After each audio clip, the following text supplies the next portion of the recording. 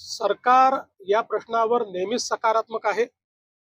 सरकारने वारंवार निर्णय घेतलाय.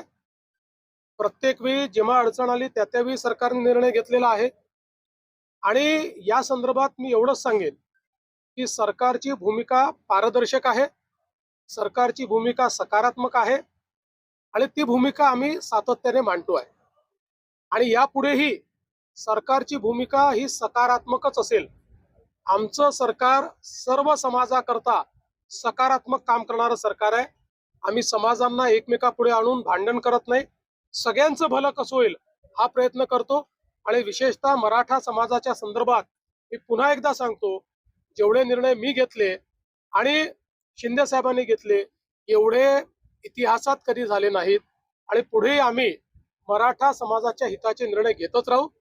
फक्त हे निर्णय घेत असताना देशाचं संविधान, देशाचे हायकोर्ट आणि सुप्रीम कोर्ट यांनी दिलेले निर्देश याचं मात्र पालन करावं लागेल.